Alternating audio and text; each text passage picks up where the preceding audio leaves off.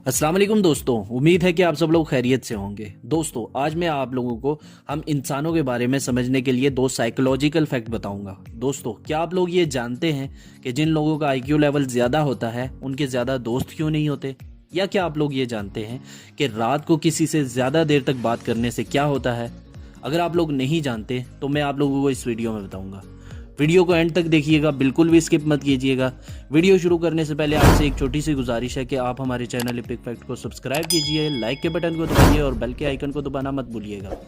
चलिए चलते हैं वीडियो की तरफ। फैक्ट नंबर 1, गाइस, अक्सर आप लोगों ने देखा होगा कि जिन लोगों का आईक्यू लेवल या दिमाग ज़्यादा होता है उनके ज़्यादा दोस्त नहीं होते या उनसे ज़्यादा लोग बात करना पसंद नहीं करते।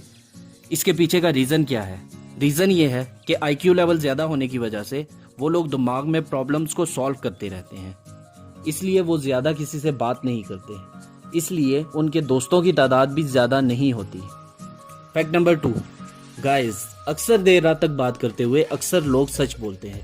इसके पीछे का रीज़न क्या है? रीज़न ये है कि उस वक्त दिमाग थका होता है, जिसकी वजह से वो ज़्यादा सोच नहीं पाता और ज़्यादा मैनिपुलेट नहीं कर पाता। इस वजह से सवालों के अक्सर जवाबात वो ईमानदारी से देता है।